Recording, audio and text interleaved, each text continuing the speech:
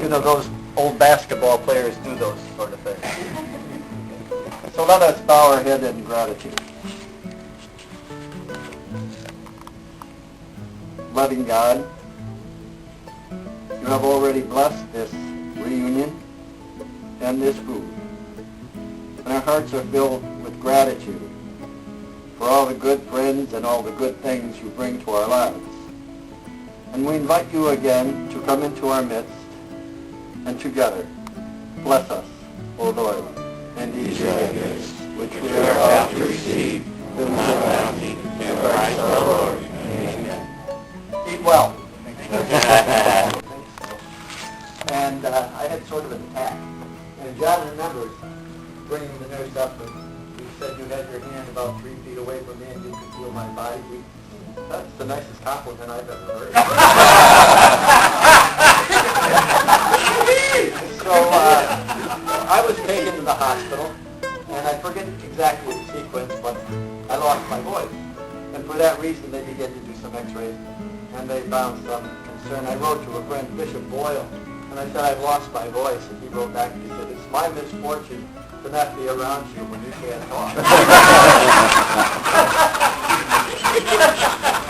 In any event, one thing led to another, and they discovered a growth, and I was to go into the hospital and have x-rays. It was Holy Week, as a matter of fact. So I prepared for it like an athlete, knowing that, the slightest intervention can be problematic. They wanted to do a biopsy. And so I went in, and they're giving me these instructions, and I'm looking at the x-rays with this doctor, and I said, that's my third right lobe. You know stuff about that? And I said, I used to be a brain surgeon. So they wired me up for this biopsy, and one doctor came in, and then another doctor came in, and another doctor, and pretty soon there's 5 doctors in there. And I keep going back, and I keep turning my body one way or the other and standing on my head. And I was then wired up for surgery, and they came down, they said, it's too risky to take a biopsy. We're afraid you might lose a lung. And I said, well, doctor, John Wayne lived with one lung. And he says, Brother Kevin, you're no John Wayne. So they decided not to perform the surgery. But if you walk like a doctor, you can talk like a doctor. And I remember preparing for this, and I prepared for it like an athlete.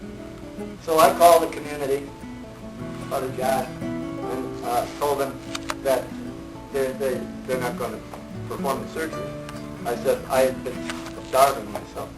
So I said, I'm going to walk home. So I walked out and had breakfast and walked back to the monastery.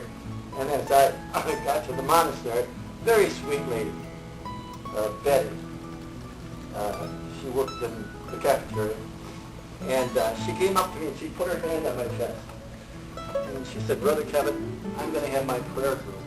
Pray for a miracle. And I said, oh, thanks, Betty. I said, but if you really want a miracle, pray for a sick mother and children. Or for a young person who has their life before them.